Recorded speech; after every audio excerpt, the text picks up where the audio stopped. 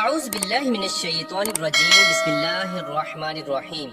اللہ تبارک و تعالیٰ کے نام سے شروع جو بڑا مہربان اور نہایت رحم کرنے والا ہے۔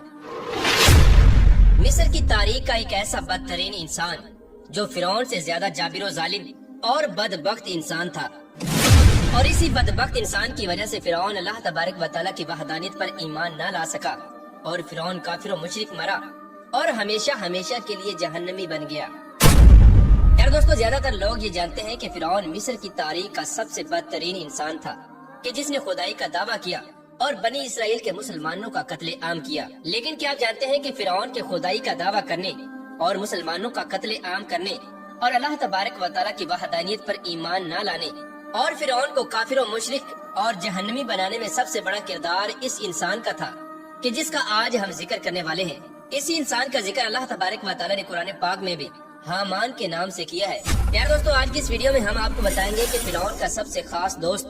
اور فرعون کا سب سے خاص وزیر حامان کون تھا، اور فرعون اور حامان کی ملاقات کیسے ہوئی، اور حامان نے فرعون کے ہاتھوں بنی اسرائیل کے مسلمانوں پر کیسے کیسے ظلم و ستم کروائے، اور بالآخر حامان فرعون کو کیسے لے ڈوبا، اور کیسے فرعون اس کی وجہ سے کافر و مشرک مرا اور ہمیشہ ہمیشہ کے لیے جہنمی بن گیا۔ یار دوستو، ان تمام تر سوالات کے جوابات قرآن و حدیث کی روشنی میں آج کی اس ویڈیو میں ہم آپ کو بتائیں گے، لہٰذا آپ سے گزارش ہے کہ ہماری اس ویڈیو کو اینڈ تک ضرور دیکھیے گا۔ میرے دوستو، اللہ تبارک و تعالیٰ نے قرآن پاک کے 6 مقامات پر فرعون کے وزیر حامان کا ذکر فرمایا ہے۔ حامان کے بارے میں مفسرین لکھتے ہیں کہ حامان مصر کے وزیر کا ایک لقب ہوا کرتا تھا۔ جو کوئی بھی بادشاہ مصر کا وزیر مقرر ہوتا اس کو حامان کہا جاتا تھا، جیسا کہ مصر کے تمام تر بادشاہوں کو فرعون کہا جاتا تھا، اسی طرح انہی بادشاہوں کے وزیروں کو حامان کہا جاتا تھا۔ اور بعض روایات میں آتا ہے کہ حامان اس مخصوص شخص کا نام ہے جو فرعون موسیٰ کا وزیر تھا اور جس کا ذکر اللہ تبارک و تعالیٰ نے قرآن پاک میں فرمایا ہے۔ پیارے دوستو، حامان مصر میں رہنے والا ایک عام باشندہ تھا۔ فرعون اور حامان کی پہلی ملاقات اس وقت ہوئی جب فرعون مزدوری کی تلاش میں مصر کی طرف نکلا، تو ایک مقام پر فرعون اور حامان کی ملاقات ہوئی، اور یہ ملاقات دیکھتے ہی دیکھتے دوستی میں بدل گئی، اور اس طرح یہ دونوں بدبخت ایک دوسرے کے پکے دوست بن گئے۔ اس کے بعد فرعون بادشاہ مصر کے دربار میں گیا، اور وہاں پر جا کر فرعون نے مصر کے تمام تر قبرستان کی دروگی لے لی۔ اس کے بعد فرعون پر قسمت مہربان ہوئی اور فرعون مصر کا وزیر بن گیا،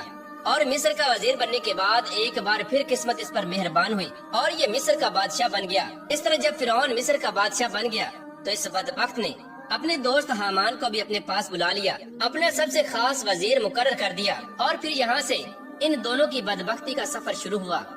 یار دوستو، فرعون کے ہر ظلم و ستم اور ہر گناہ کے پیچھے سب سے بڑا کردار حامان کا ہوا کرتا تھا۔ مصر کی تاریخ میں جتنے بھی مظالم ہوئے اور جتنے لوگوں کا قتل عام کیا گیا اور جتنے لوگوں کو بت پرستی کے اندر مبتلا کیا گیا اور جتنے لوگوں کو فرعون کو خدا نہ ماننے کی وجہ سے قتل کیا گیا، یہ تمام تر مظالم حامان کی مشاورت اور حامان کے حکم پر کیے گئے۔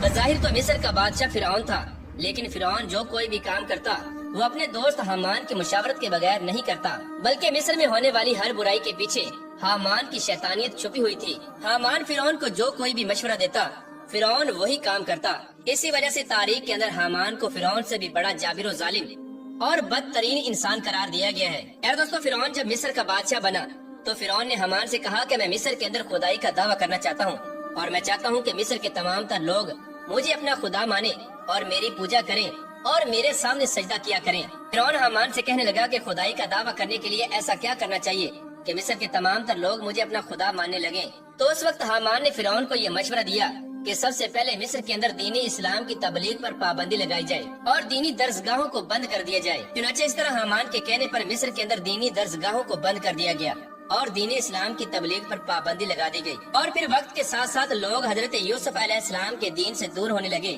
اور دین سے دوری کی وجہ سے لوگ جانوروں جیسے جاہل بن گئے۔ اس کے بعد مصر کے لوگوں کو کفر و شرک کے اندر مبتلا کرنے کے لیے حامان نے یہ چال چلی کہ مصر کے ہر گھر میں بتوں کی پوجا شروع کروا دی، اور اس طرح مصر کے ہر گھر میں لوگ کفر و شرک کے اندر مبتلا ہونے لگے اور اللہ تبارک و تعالیٰ کی وحدانیت کو چھوڑ کر بتوں کی پوجا کرنے لگے۔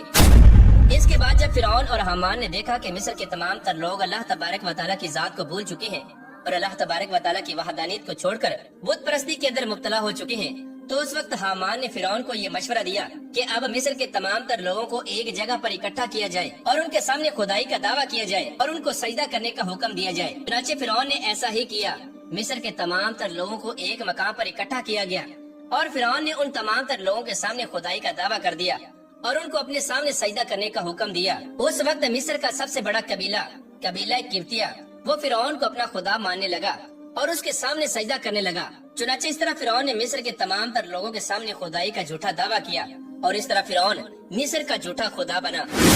دوستوں، روایات میں آتا ہے کہ جب فرعون نے خدائی کا جھوٹا دعویٰ کیا تو اس وقت کچھ لوگ ایسے بھی موجود تھے کہ جن کے سینے ابھی بھی ایمان کے نور سے منور تھے اور جو ابھی بھی اللہ تبارک و تعالیٰ کی وحدانیت پر ایمان رکھتے تھے۔ فرعون کو جب ان لوگوں کا پتہ چلا تو فرعون بہت زیادہ غضبناک ہوا۔ چنانچہ اس وقت فرعون نے ان چند مسلمانوں پر ظلم و ستم کرنا شروع کر دیے اور ان کو اپنا غلام بنا لیا، اور مصر کا سب سے مشکل ترین کام اور بھاری بھرکم کام بنی اسرائیل کے ان چند مسلمانوں سے لیا جاتا اور ان پر بدترین تشدد کیا جاتا۔ اس طرح جب فرعون اور حامان کا ظلم و ستم حد سے زیادہ بڑھنے لگا تو اللہ تبارک و تعالیٰ نے بنی اسرائیل کی ہدایت کے لیے اپنے پیارے پیغمبر حضرت موسیٰ علیہ السلام کا مبعوث فرمایا۔ حضرت موسیٰ علیہ السلام نے فرعون کو اللہ تبارک و تعالیٰ کا پیغام پہنچایا اور اللہ تبارک و تعالیٰ کی وحدانیت کی طرف بلایا اور مسلمانوں پر ظلم و ستم کرنے سے منع فرمایا، لیکن فرعون اپنی سرکشی سے باز نہ آیا اور اسی طرح بنی اسرائیل کے مسلمانوں پر ظلم و ستم کرتا رہا اور اپنے کفر و شرک پر ڈٹا رہا۔ روایات میں آتا ہے کہ ایک مرتبہ حضرت موسیٰ علیہ السلام فرعون کے پاس تشریف لائے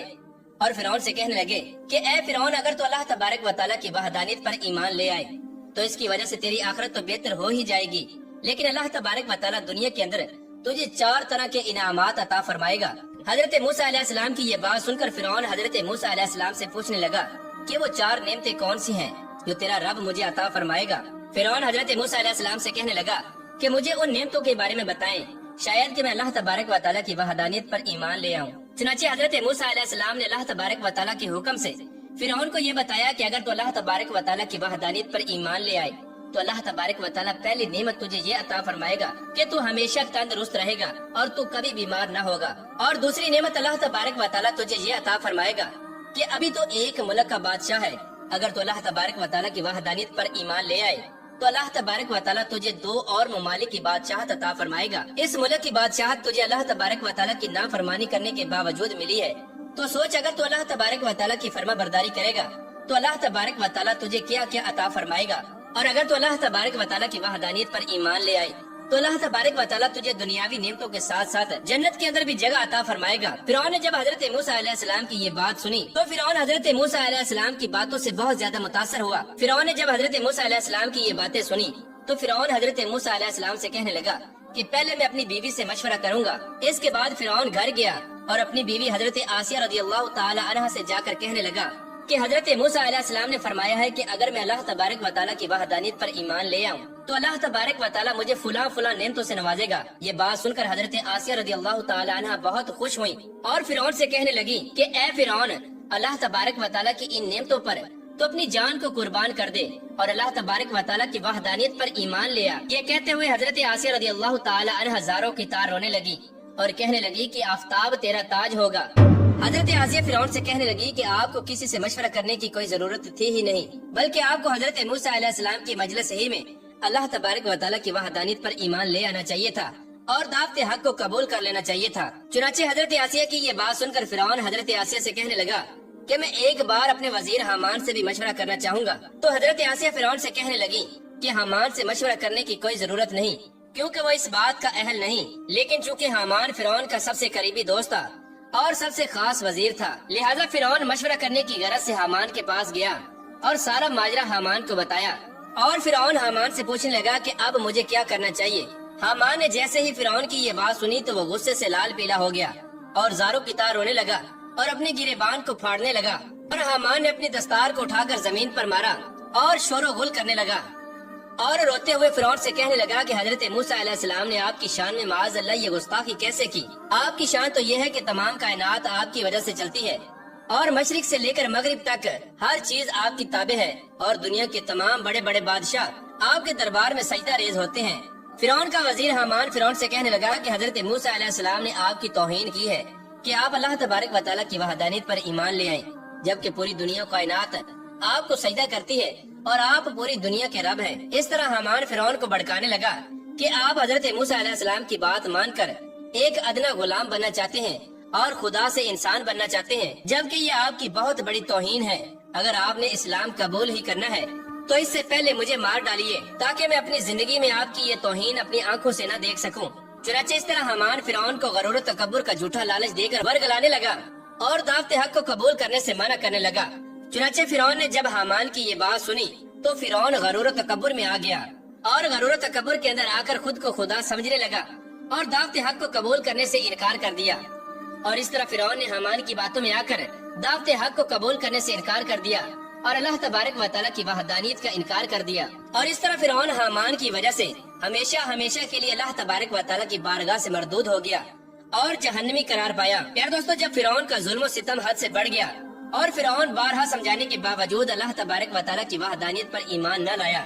اور کئی بار اللہ تبارک و تعالیٰ کے عذابات کو دیکھنے کے باوجود بھی دعوت حق کو قبول نہ کیا، تو اللہ تبارک و تعالیٰ نے فرعون پر اپنا عذاب نازل کرنے کا ارادہ فرمایا اور فرعون کو غرق کرنے کا ارادہ فرمایا۔ اللہ تبارک و تعالیٰ نے حضرت موسیٰ علیہ السلام کی طرف وحی نازل فرمائی کہ وہ قوم بنی اسرائیل کو لے کر مصر سے روانہ ہو جائے۔ اللہ تبارک و تعالیٰ فرعون پر اپنا عذاب نازل فرمانے والا ہے۔ چنانچہ حضرت موسیٰ علیہ السلام قوم بنی اسرائیل کو لے کر مصر سے روانہ ہو گئے۔ فرعون کو اس بات کا پتہ چلا کہ حضرت موسیٰ علیہ السلام تمام تر مسلمانوں کو لے کر مصر چھوڑ کر جا رہے ہیں، تو فرعون نے ایک بہت بڑا لشکر تیار کیا اور حضرت موسیٰ علیہ السلام کا پیچھا کرنے لگا۔ اور فرعون نے اپنے لشکر کو یہ حکم دیا کہ حضرت موسیٰ علیہ السلام اور حضرت موسیٰ علیہ السلام کے ساتھ جتنے بھی مسلمان ہیں ان میں سے کوئی بھی زندہ نہیں بچنا چاہیے اور معاذ اللہ سب کو قتل کر دینا۔ چنانچہ ادھر جب حضرت موسیٰ علیہ السلام دریائے نیل کے کنارے پر پہنچے، حضرت موسیٰ علیہ السلام کی قوم گھبرا گئی کہ آگے دریائے نیل ہے اور پیچھے فرعون کا لشکر ہے، اور حضرت موسیٰ علیہ السلام کی قوم حضرت موسیٰ علیہ السلام سے کہنے لگی کہ آج ہمیں فرعون سے کوئی نہیں بچا سکتا۔ اس وقت حضرت موسیٰ علیہ السلام نے اپنی قوم کو تسلی دی اور فرمایا کہ اللہ تبارک و تعالیٰ ہمارے ساتھ ہے۔ اس وقت اللہ تبارک و تعالیٰ نے حضرت موسیٰ علیہ السلام کو اپنے عصا مبارک کو دریائے نیل کے کنارے پر مارنے کا حکم دیا۔ چنانچہ جیسے ہی حضرت موسیٰ علیہ السلام نے اللہ تبارک و تعالیٰ کے حکم کے مطابق اپنے عصا کو دریائے نیل کے کنارے پر مارا تو دریائے نیل میں سے رستہ بن گیا۔ تو حضرت موسیٰ علیہ السلام اور ان کی قوم نے دریائے نیل کو آسانی کے ساتھ عبور کر لیا۔ ادھر جب فرعون دریائے نیل کے کنارے پر پہنچا تو فرعون بھی اپنے لشکر کو لے کر دریائے نیل کے اندر داخل ہو گیا۔ ادھر جب فرعون دریائے نیل کے کنارے پر پہنچا تو فرعون بھی اپنے لشکر کو لے کر دریائے نیل میں اسی راستے سے داخل ہو گیا۔ جب فرعون کا لشکر دریائے نیل کے بالکل درمیان میں پہنچا تو اللہ تبارک و تعالیٰ نے دریائے نیل کو مل جانے کا حکم دیا۔ چنانچہ دریائے نیل اللہ تبارک و تعالیٰ کے حکم کے مطابق فرعون کے لشکر کی طرف بڑھنے لگا۔ فرعون نے جب یہ منظر دیکھا اور اپنی آنکھوں کے سامنے اپنی موت کو آتے ہوئے دیکھا تو فرعون بلند آواز سے چلایا اور کہنے لگا کہ میں حضرت موسیٰ علیہ السلام کے خدا پر ایمان لایا اور میں اس خدا پر ایمان لایا جس خدا پر قوم بنی اسرائیل ایمان لے کر آئے۔ اس طرح جب فرعون غرق ہونے لگا تو وہ دعا مانگنے لگا۔ اس وقت حضرت جبرائیل علیہ السلام نے مٹی کو اٹھایا اور فرعون کے منہ میں ڈال دیا تاکہ یہ اللہ تبارک و تعالیٰ کی بارگاہ میں دعا کو نہ مانگ سکے۔ اور فرعون اس وقت اللہ تبارک و تعالیٰ کی وحدانیت پر ایمان لانا چاہتا تھا، لیکن اس وقت اس کا ایمان لانا قابل قبول نہ تھا کیونکہ اللہ تبارک و تعالیٰ کا عذاب اس پر نازل ہو چکا تھا اور اس پر توبہ کا دروازہ بند ہو چکا تھا۔ اس کے بعد اللہ تبارک و تعالیٰ کے حکم سے دریائے نیل آپس میں مل گیا اور فرعون اور اس کا پورا لشکر دریائے نیل کے اندر غرق ہو کر ہلاک ہو گیا۔